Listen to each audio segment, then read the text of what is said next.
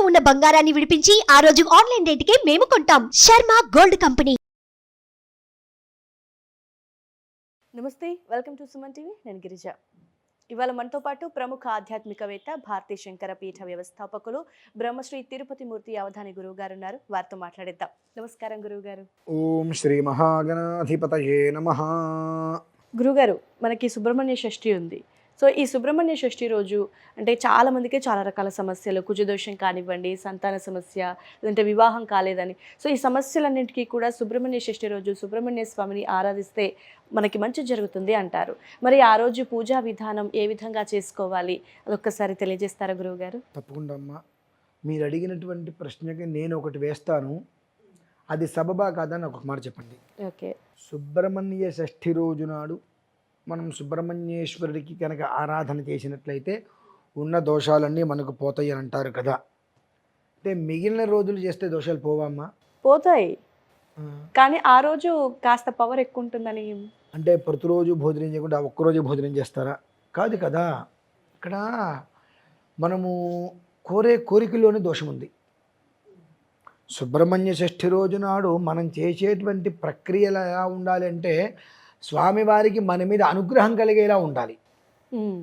అంతేగాని నాకు వివాహం కావట్లేదు, నాకు సంతానం కావట్లేదు, నాకు ఉద్యోగం రావట్లేదు, వీటిల కోసం నువ్వు ఆ ఒక్కరోజు నువ్వు కనుక జపం చేసావు, అనుష్ఠానం చేసావు, పూజ చేసావు, హోమం చేస్తే నీకు ఫలించేస్తుందా? ఫలించదు కదా. ఎప్పుడో తిన్నటువంటి విష పదార్థం నీకు ఇప్పుడిప్పుడు అనారోగ్య రూపంలో బయటపడుతుంది. అటువంటి దానికి జాగ్రత్తగా ఒక్కొక్క మందు వేసుకుంటూ రావాలి. కానీ సంతానం కలగట్లేదు కాబట్టి నేను సుబ్రహ్మణ్య స్వామికి పూజ చేస్తాను అనుకుంటే అది అబద్ధమైన మాట. సంతానం కలగకపోవడానికి అనేక కారణాలు ఉంటాయి. ఎందువలనంటే నేను అడిగిందంటే మీరు చెప్తుంది ఏంటని అడగచ్చు. చాలామందికి అవసరం ఈ విషయం. కడుపులో నొప్పి వస్తుంది, అది ఏ నొప్పో తెలియకుండా మనం ఏది పడితే తీసుకుంటే ప్రాణాంతకం. అది ఒక్కసారి 24 గంటల కడుపులో నొప్పి రావచ్చు. అది 24 గంటల కడుపులో నొప్పి కూడా ఒక్కసారి వచ్చి ఆగిపోయి మళ్ళీ వచ్చి ఆగిపోతుంటుంది, మనకు తెలీదు. దాన్ని మనం ఏముంది అని వదిలేస్తే ప్రాణం పోతుంది. నార్మల్ కడుపులో నొప్పి అని చెప్పి దానికి ఏదన్నా విశేషమైన ట్రీట్మెంట్ చేస్తే నష్టపోతాం.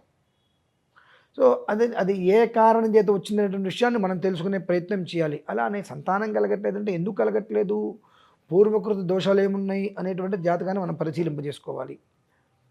వివాహం కావట్లేదు, దానికి అడ్డంకులు ఏమున్నాయి అనేటువంటి విషయం జాతకాన్ని పరిశీలన చేసుకోవాలి. ఇవన్నీ పక్కన పెట్టేసేస్తే సుబ్రహ్మణ్య షష్ఠి రోజు నాడు సుబ్రహ్మణ్యేశ్వర స్వామి వారికి మనం ఎందుకు ఆరాధించాలి అంటే, మనకేవో నాగదోషాలు ఉన్నాయి, కుజదోషాలు ఉన్నాయి, ఈ దోషాలని పోతాయి కాబట్టి మనం ఆరాధించాలనేటువంటిది మనకు అనాదిగా వస్తూ ఉంది. సుబ్రహ్మణ్య షష్ఠి అనేటువంటి రోజున ఆ స్వామివారిని ఎందుకు మనం ఆరాధన చేయాలి అంటే స్వామివారి యొక్క అనుగ్రహం కోసం, ఆగ్రహం లేకుండా. ఏ గ్రహం?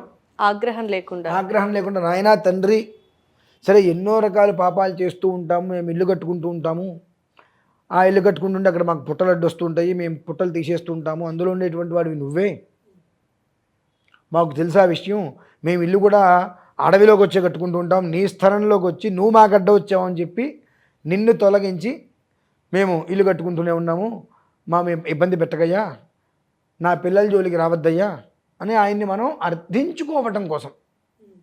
ఒక పూజ ఎందుకు చెయ్యాలి అని అంటే, నేను కొన్ని పాపాలు చేశా, తెలిసి చేశాను, తెలియక చేశా, ఆ పాపాలు నాకు తగలకుండా చూడు తండ్రి, పోనీ నన్ను కొడితే నేను అనుభవిస్తా, నా జనరేషన్, నా పిల్లలు ఉన్నారు, నా పిల్లల వరకు ఆ ఇబ్బందులు రాకుండా నన్ను దెబ్బ కొట్టినా పర్లేదు నాయన, నేను పెద్దవాడిని కాబట్టి నేను తట్టుకోగలుగుతాను, నా పిల్లలకి ఆ కష్టం రాకుండా చూడు నాయన అని చెప్పి ఆయన నమస్కారం చేసుకోవడం ఒకటైతే, ఇదే మనకు నాగుల చవితి వచ్చింది.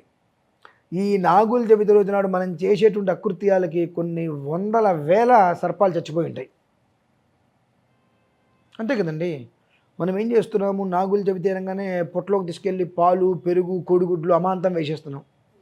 మన ఇంట్లో ఒక అరటిపళ్ళు తీసుకొచ్చి 2 అరటి పెడితే ఒక 4 రోజులు తినకుండా అవి పండిపోతే ఆ వాసన మనం తట్టుకోగలమా?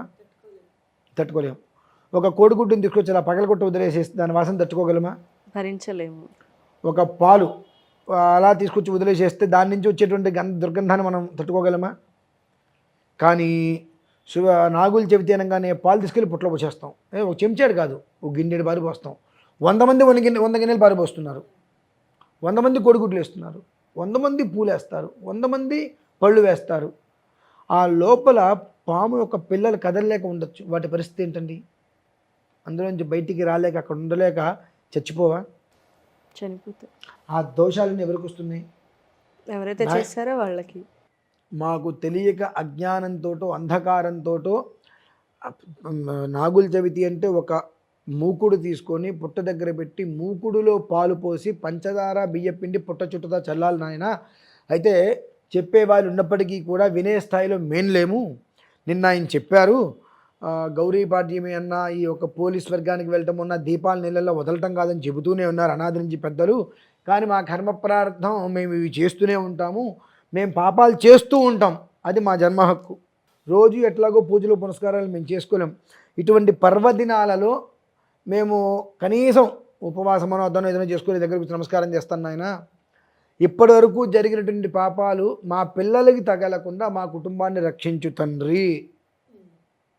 మేము చేస్తూనే ఉంటాం, చేయటం మా జన్మ హక్కు. అయిపోయింది. ఎంతమంది చెప్పినా వింటాం. ఆయన ఏంటి ఇలా చెప్తున్నాడేంటి, పాము పొట్టలో పాలు పోయకూడదని చెప్తున్నాడేంటి, పాము పొట్టలో వెండివి పడగలు వేయకూడదని చెప్తున్నాడేంటి? ఆ వెండి పడగ పాము పొట్టలో వేస్తే పాము తాగడానికి తినడానికి రాదు, వచ్చి తింటా అండి, గొంతు కోసుకుపోతుంది దానికి. ఆ పాపం ఎవరికి? ఆయన ఏంటి వేయకూడదని చెప్తున్నాడు, ఆయన పిచ్చి బ్రాహ్మడు, ఆయనకి మెంటలు, ఏం చెప్తున్నాడు అర్థం కాదని చెప్పి తిట్టుకుంటాం. అవన్నీ మా జన్మ హక్కులు, అందులో కాదనడానికి వీలేదు. కానీ ఇటువంటి విశేషమైన పర్వదినాలు వస్తే మాకు అది ఇవ్వు ఇది ఇవ్వని నేను ఎత్తి మీద పాలు పోస్తాం. అందితే జుట్టు, అందకపోతే పట్టుకునే రకం మేము. కాకపోతే ఇవాళ నీ కాలు పట్టుకుంటాం, రేపంచి మళ్ళీ ఎట్టాకు నీ జుట్టు పట్టుకుంటాం. ఇవాళ వరకు మమ్మల్ని క్షమించు నాయన అని చెప్పి కనీసం చేసిన తప్పులు చెప్పుకుంటూ పోతాయమ్మా.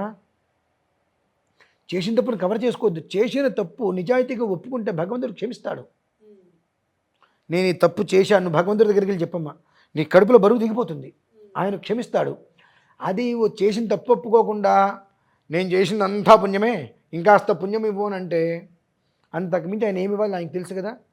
కాబట్టి సుబ్రహ్మణ్య షష్ఠి అనేటువంటిది మనం చేసినటువంటి పాపాలు దోషాలు ఏవైతే ఉన్నాయో అవన్నీ కూడా భగవంతుడి దగ్గర ఒప్పుకొని, నాయన శరణు, నేను తప్పు చేశా, నా కుటుంబం కోసం చేశాను, నా భార్య కోసం చేశాను, పిల్లల కోసం చేశాను, ఎవరో కోసమో నేను మొత్తానికి తప్పు చేశా. ఆ తప్పుకి శిక్ష నాకు మాత్రమే వెయ్యి, నువ్వు నా భార్యకి నా పిల్లలకి వెయ్యకు తండ్రి. వాళ్ళకి తెలియదు, నన్ను పెళ్లి చేసుకుంది నా భార్య, నా ద్వారా సంతానానికి అంది, నేను తీసుకొస్తేనే వాళ్ళు తినేది. నేను మందిని కొట్టొస్తున్నాను, తిట్టొస్తున్నాను, చంపొస్తున్నాను, ఏం చేస్తున్నాను దానికి తెలియదుగా ఇంట్లో. కాబట్టి నేను చేసేటువంటి పాపం ఉంటే ఆ పాపం నాకు మాత్రమే శిక్షవే. ఆ శిక్ష ఇలాగా నేను అనుభవించాలి తప్ప నా కుటుంబం అనుభవించద్దు తండ్రి అని చెప్పి 2 చేతులు జోడించి ఆయనకు అన్ని పాలు ఆయన నెత్తి మీద పోసి నమస్కారం చేసుకొని మనం చేసిన తప్పులను ఆయన దగ్గర కనుక చెప్పుకోగలిగితే ఆ క్షణానికి నిజంగా ఆయన సుబ్రహ్మణ్యేశ్వరుడు ఎవరయ్యానంటే 10 కోట్ల పాపాలు చేయండి, ఆయన దగ్గరికి వెళ్ళి చక్కగా మనస్ఫూర్తిగా నమో అస్తు సర్పేభ్యో ఏ కేచ పృథివీమను ఏ అంతరిక్షే ఏ దివితేభ్య సర్పేభ్యో నమః ఏ దోరోచనే దివో ఏ వా సూర్యస్య రశ్మిషు ఏషామప్సు సదః కృతం తేభ్య సర్పేభ్యో నమః యా ఇషవో యాతు ధానానాం ఏ వా వనస్పతి గుండ్రను ఏ వా వటేషు శేరతే తేభ్య సర్పేభ్యో నమః తత్పురుషాయ విద్మహే మహాసేనాయ ధీమహి తన్నశ్యన్ముఖ ప్రచోదయాతు అని. అంటే ఆ మంత్రాలు చెప్పలేకపోయినా తండ్రి కాపాడు నాయన అని అడగటం ఆలస్యం నీకున్న పాపాల మొత్తం తీసేస్తాడండి. అంతటి చల్లటి చూపగలిగే వ్యక్తి సుబ్రహ్మణ్యేశ్వరుడు. కానీ మనం సుబ్రహ్మణ్యేశ్వరుడిని పాము చంపేస్తుంది, పగబట్టేస్తుంది వచ్చి మనం చేసే కృత్యాలు మనకు దృష్టిలో ఉండవు. దానికి భయమే, మనం ఏమన్నా చేస్తామేమో అని చెప్పి. కాబట్టి అది మన మీద కలబడుతుంది, అది మనల్ని ఏదో చేస్తుందేమో అని చెప్పి మనం దాని మీద కలబెడతాం. ఎక్కడైనా ఒక త్రాచుపాము, కట్లపాము ఒక మనిషిని తిన్న దాఖలాలు ఉన్నాయండి. కానీ కొన్ని దేశాలు చూస్తే ఈ పాములు మొత్తం తినేటువంటి మనుషుల దాఖలాలు చాలా ఉన్నాయిగా. మరి ఎవరి వల్ల ఎవరికి ప్రమాదం ఉందండి? మనిషి వల్లే ప్రమాదం ఉంది. అయినా ఆయన ఏమంటున్నాడు సుబ్రహ్మణ్యేశ్వర స్వామి, నువ్వు వేడుకో చాలు, నేను మొత్తం నీ పాపాలను తీసేస్తా. ఆయన మనం ఏమంటాం, నన్ను శిక్షించు, నా కుటుంబాన్ని ఇబ్బంది పెట్టదంటారు. ఆయన ఏమంటాడు తెలుసా, నువ్వు నిజాయితీగా ఒప్పుకో, నీకు కూడా శిక్ష లేకుండా నేను చూసుకుంటా, నేను నీకు తోడుగా ఉంటా. శ్రీకృష్ణ పరమాత్మని ఎలా అయితే కనుక వసుదేవుడు ఆ నదిలో తట్ట మీద తీసుకెళ్తుంటే వర్షం వస్తుంటే నేను ఎలా అయితే కనుక వాసుకిగా వచ్చి వెనకాల వర్షం ఆయన మీద పడకుండా కాపాడానో, చూడటానికి కర్కోటకంగానే భయంకరంగా కనిపిస్తా, కానీ నీ మీద వర్షపు చినుకు లేకుండా నేను నిన్ను కాపాడుతానని అని చెప్తాడండి. అంత విశేషమైన ప్రవచనం ఆ రోజు. అది విషయం. ఓకే గురువుగారు, నిజంగా మనిషి చేస్తున్న ఆకృత్యాలు ఇందులో కూడా ఒక భాగంగానే మారిపోయింది. సో ఒక సైడ్ తప్పు చేస్తూనే మరొక సైడు రక్షించు కాపాడు అనేది మానవ నైజంగా మారిపోయింది. సో దాన్ని స్వతహాగా మీలాంటి గురువులు చెప్పిన దాన్ని విని పాటిస్తే ఆచరిస్తే నిజంగా ఆ తప్పులన్నీ కూడా తొలగిపోయే అవకాశాలు ఉన్నాయి. చాలా చక్కటి విశేషమైన పర్వదినం గురించి చాలా చక్కగా వివరించారు గురువుగారు. ధన్యవాదాలు.